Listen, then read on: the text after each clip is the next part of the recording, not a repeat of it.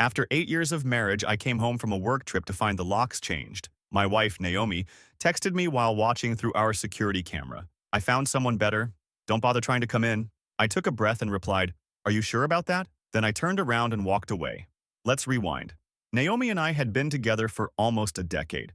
I had just wrapped a 2-week project in Denver, my biggest career opportunity yet. Naomi had been supportive when I left, telling me to knock their socks off. But during the trip, her calls got shorter, her texts more distant. She stopped asking about my day. When I shared milestones, her replies felt robotic. The first red flag came 3 days before I flew home. During our nightly video call, I noticed something strange.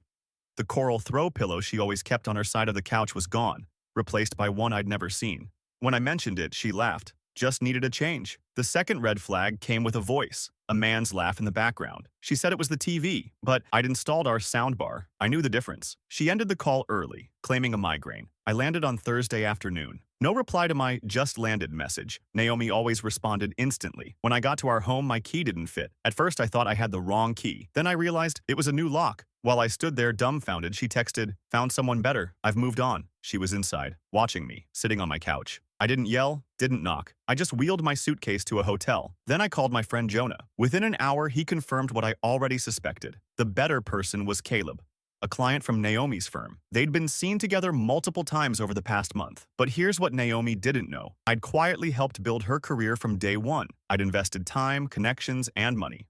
A lot of it. She also forgot I set up her investment portfolio, and I still had access. While she gloated, I smiled and replied, "Give me 4 days." She panicked. Jonah and I went to work. I pulled up our shared cloud drive. Naomi never changed the default passwords. I found photos of them together in our home. And one other thing, the portfolio agreement Naomi signed a year ago when I seeded her investment fund. The clause? In case of separation, any capital gains had to be frozen pending review. That night, her sister Mia called me in tears. "Logan, I can't stay quiet. Caleb's done this before. He targets women on the rise, uses them, then vanishes. He's done it 3 times already." Naomi's next. She sent me screenshots, texts from Caleb and Naomi discussing how they'd use privileged info I'd shared with Naomi to chase insider deals. Mia added, "Naomi's been moving large sums of money. Told me to keep some work files. I checked. It's bad." I reviewed our joint accounts. She'd been funneling company money into personal purchases, luxury furniture, artwork, even a new car, all disguised as miscellaneous expenses. I sent Naomi a message. "Nice couch." The board loved the expense report. Original receipts would be great. Panic. "What board? What couch? What are you talking about?" Then, "We need to talk. Please." No response from me, just a forwarded email to my lawyer with all the files Mia had sent. Jonah brought over takeout and a USB stick. "Caleb records everything. I've got audio of them discussing your company's deals." She's toast. The next morning, I scheduled a meeting, not with an ethics committee, but with the board of directors at Naomi's firm. What Naomi never knew, I was a silent investor in her company. Years ago, when she got the job, I bought in through a holding company. She never bothered reading the fine print. I walked into the meeting with every document, recording, and expense report. But I didn't need them. I just put my shareholder voting rights on the table. "Your Morgan Equity? That's me." Meanwhile, Olivia, an old colleague I trusted, texted me from inside the office. Caleb just stormed out of Naomi's office. She's crying. Apparently, Caleb was also under investigation by his previous employer. Legal teams had been tracking the very same leaks Naomi had unknowingly helped him with. Naomi started blowing up my phone. "How long have you been a shareholder?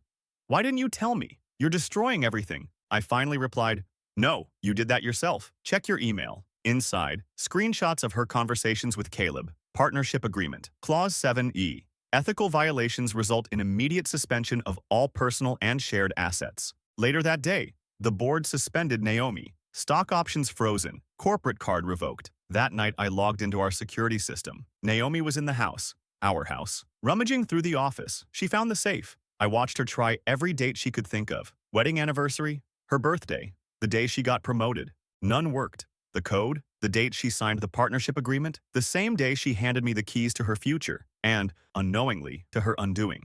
The next morning, the chairman called. "Logan, we need to talk about the company's direction moving forward." "I'll be there in 20 minutes, I said, "and I have a few ideas about restructuring." By the end of the week, Naomi was forced to resign quietly. Caleb? Gone. Fired from his job. Under legal review. Turns out all the insider tips he'd gathered from Naomi were worthless. I'd fed her decoy information for months. My final move? A quiet transfer of all company ownership documents back to my name. The car, the house, even the designer couch, funded by my investments, secured under my terms. Naomi lost it all. A week later, a key and note arrived in an envelope. I understand now. You didn't just build my career. You built the blueprint for its collapse.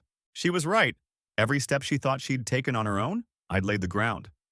And when she betrayed me, it all came crashing down because I planned it that way.